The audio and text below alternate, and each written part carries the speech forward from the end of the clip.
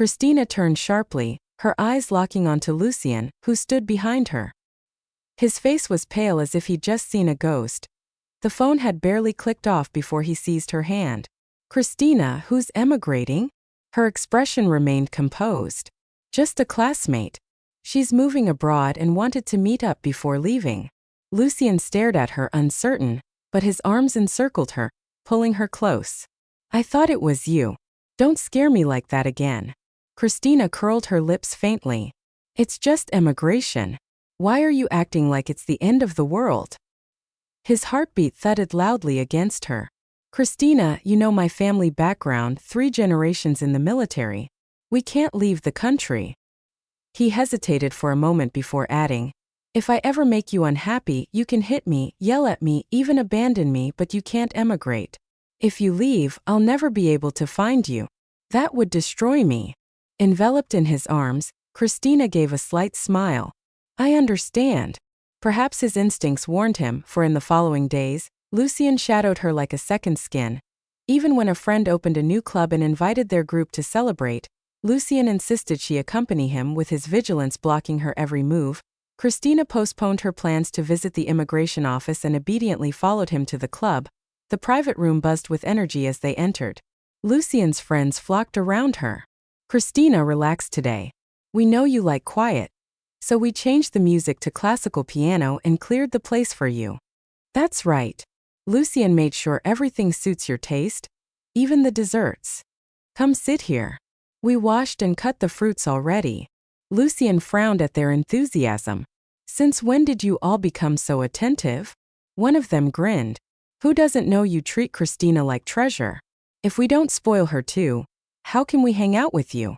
The laughter that followed filled the room with warmth, but it shattered when a petite figure entered. It was Vanessa. The manager hurried to block her path. I'm sorry, miss. We have VIP guests today. Vanessa brushed him aside and stepped in without hesitation. Christina, Lucien. What a coincidence. You don't mind if I join, do you? Without waiting for permission, she sat beside Christina. Under the dim lights, her fingers deliberately guided Lucien's hand beneath her skirt. Christina's breath caught. She glanced at Lucien, who froze as if caught off guard. He looked ready to send Vanessa away, but in the next moment, his fingers shifted slightly. The motion pierced Christina like a blade, yet she kept her face unreadable, pretending not to notice. Midway through the gathering, she excused herself to the restroom. Cold water splashed against her face, but it did little to calm the turmoil inside. Then a voice, smooth yet taunting, cut through the air. Christina, you're so young, but why dress so dull? Christina turned, meeting Vanessa's reflection in the mirror. Her eyes shone with disdain. Look at me, Vanessa said, opening her coat to reveal daring lingerie. Men are visual creatures, slaves to their instincts. Let's bet. If I show Lucien this, will he stay with you or leave with me? Christina trembled but said nothing. She dried her hands and returned to the private room. Minutes later, Vanessa followed. Passing Lucien, she tapped his phone lightly.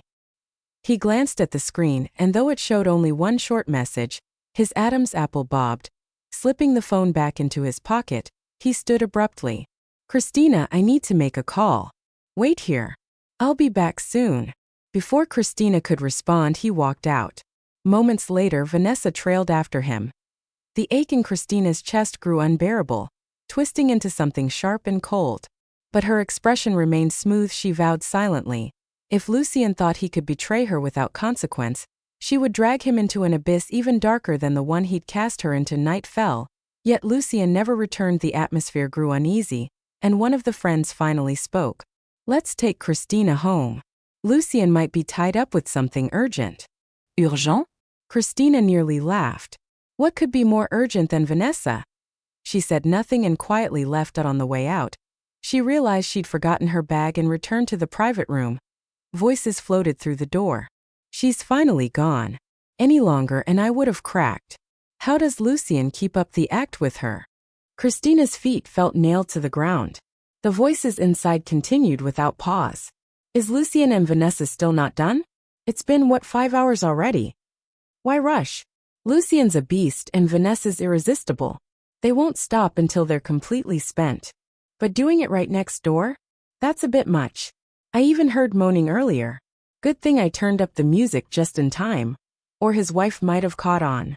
You have no idea how tense I was. What's there to be tense about? You'll get used to it after a few times. Lucien finally found someone who caught his eye. At least he's not glued to his wife anymore. As his bros, we've got to cover for him and let him enjoy some wildflowers. Haha. Sure, his wife's pretty, but she's way too uptight. Probably a dead fish in bed. Men want excitement, you know? Christina couldn't make out the rest. A buzzing filled her ears as she stumbled out. Her world spun. So everyone knew. Everyone. And they'd all kept it from her. These so-called friends, all smiles to her face, had been shielding Lucien while mocking her behind her back.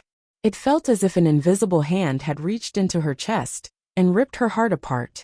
Pain radiated through every nerve in her body. Outside, the rain poured down, but she didn't feel it. Like a hollow shell she walked on. Alone. She went to the immigration office, drenched and disheveled, and signed the papers. Alone she returned home and locked herself in her room. From that day, a fever overtook her. Lucien found her the next afternoon, burning up and barely conscious. Panic gripped him as he rushed her to the hospital. Thankfully, it was just the flu. After a full day and night on an 4 drip, she woke up. But Lucien was shaken. He rented out the entire building and stopped going to work, staying by her side every moment. Until one day, his assistant entered, insisting an important client demanded to see him. Lucien frowned, ready to refuse, but the assistant whispered something in his ear. His expression shifted. Reluctantly, he released Christina's hand. Christina, She cut him off, her voice calm. Go. Her composure unsettled him. Something in his chest tightened.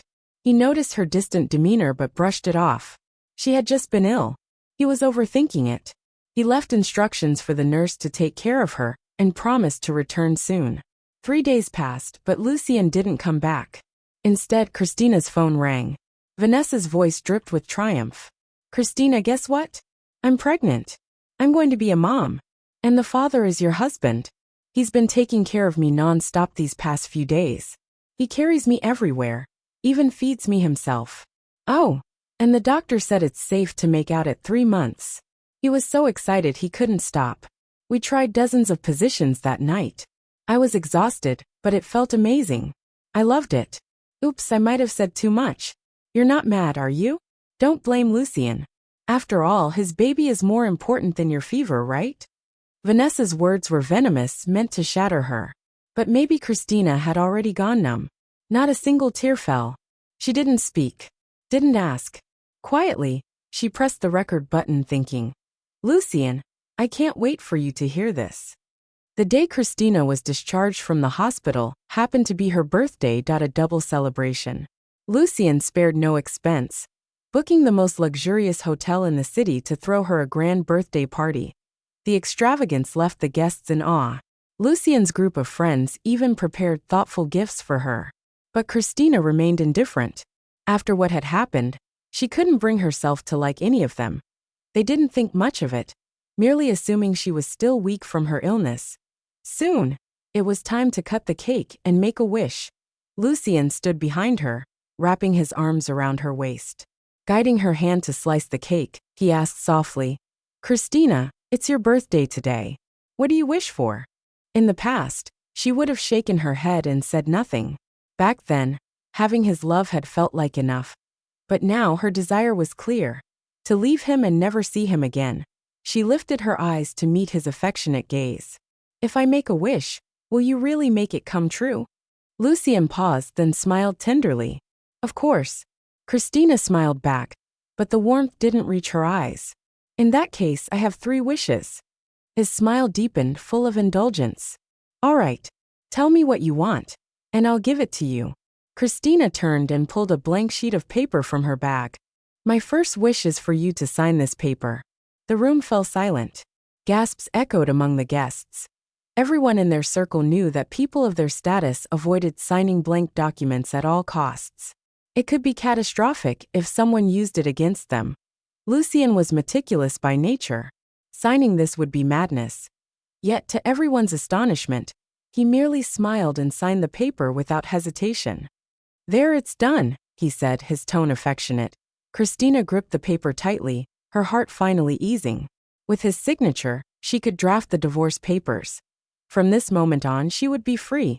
Seeing her relaxed expression, Lucien's mood lifted too. What's your second wish, baby? Christina's gaze swept across the room. Some guests looked stunned, others envious. The only one who stood out was Vanessa, staring at her with jealousy etched across her face. But Christina's eyes moved past them, as if looking into a distant future far from here. She curved her lips slightly. My second wish is for you to transfer all your shares in Waldorf Group to me. The room exploded. Gasps turned to murmurs of disbelief. The shares Lucien owned were worth hundreds of millions. No one believed he would give them up, no matter how much he loved her. But Lucien immediately called his lawyer and instructed him to transfer every single share to Christina without delay. Holding the signed and stamped electronic transfer papers, Christina's spirits soared. Selling these shares would guarantee her a worry-free life abroad for decades. Lucien pulled her into his arms, his voice soft. Baby, now I have nothing left. I'm just your employee. You can't leave me, okay? Christina's lips twitched. But before she could reply, a sudden cry interrupted them. Someone has fainted. Lucien turned and saw Vanessa collapse to the floor. His face darkened, and he moved quickly toward her. But halfway there, he stopped and looked back at Christina. Christina, I'll take her to the hospital first. Enjoy the party, and text me your last wish later. No need, she said. He frowned. What? Christina shook her head. Nothing. Go.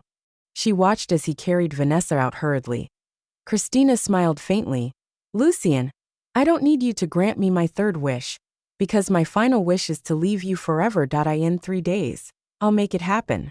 That evening, as Christina returned home, she received a call from Lucien, who was still at the hospital. Christina, I'm sorry, Vanessa. She isn't feeling well. She needs to stay in the hospital for a few more days, he said. Her brother asked me to take care of her. I can't go back on my word. I'll stay at the hospital with her for a few days and won't be able to accompany you. Christina's voice was calm. It's fine, take good care of her. Inwardly, she thought, Lucien, from now on, feel free to stay with her. There were still 3 days left before she would leave. Suddenly, Vanessa sent Christina a video. The video showed the same birthday party venue.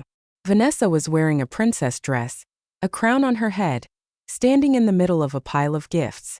Lucien hugged her from behind, affectionately kissing her earlobe. Happy birthday, my princess, he said. What wish do you have? Vanessa lifted her chin arrogantly. I want to be like Christina. No matter what wish I make, you have to fulfill it. Lucien affectionately pinched her nose. Okay, I'll fulfill all of my princess's wishes. Christina didn't reply. She quietly saved the video and then walked out the door. She took the white paper signed by Lucien and went to the law firm. Miss Mason, the divorce agreement has been drafted. As soon as you sign here, your marriage will be completely dissolved, the lawyer said. Christina nodded and signed without hesitation. From now on, she and Lucien would be strangers. 2 days remained. Again, Vanessa sent Christina a video to end this one. Lucien was carefully pressing his ear to Vanessa's belly. Vanessa smiled slightly. The baby's only 3 months old. What can you hear? Lucien, however, said with earnest seriousness, I heard him calling me daddy. Vanessa laughed, her smile widening. She shifted her sleepwear down a little. The baby can't talk yet, but if you want to hear it, I can make it worth your while, daddy. In that moment, Lucien swallowed hard, turned around, and pressed her down onto the bed. Soon, the bed began to shake violently. Lucien, Vanessa gasped. Not like this, don't pick me up. Lucien's voice was low and hoarse. Didn't you call me daddy? Daddy hugs his obedient daughter like this. Christina didn't respond. She called the lawyer and sold all the shares that Lucien had given her. Then she went to the bank, withdrew part of the money, and exchanged it for foreign currency. On the day of her departure, Christina woke up early. She had 3 things to do. First, she took all the gifts that Lucien had given her over the years and gave them away to the servants at the villa. The servants were both happy and confused. After all, these gifts were priceless. Christina smiled happily. I have something very joyful to share, so I wanted to pass on my happiness to you all. Don't feel burdened, just take them. Also, don't clean the villa today, don't cook, don't water the flowers. You can leave early. The servants, delighted by this unexpected treat, thanked Christina repeatedly before leaving the villa with armfuls of gifts. Then, she gathered all the provocative messages, videos, and recordings that Vanessa had sent her. She printed 1,000,000 copies of the messages and arranged for drones to scatter them across the city. The videos were broadcast on the large advertising screens in the city center, playing on repeat for everyone to see. The recordings were broadcast by 1,000 loudspeakers, looping over and over in all the city's major squares. Finally, she packed all her belongings and placed the divorce certificate on the table. At that moment, her phone suddenly rang. It was Lucien. His tone was still gentle. "Christina, I'll be finished here soon. Once I'm done, I'll come back and be with you." Christina responded with a soft "I've prepared a surprise for you," she added. Lucien sounded expectant. "Really? What surprise did my sweet girl prepare for me?" Christina replied, her voice calm. "You'll see as soon as you come back."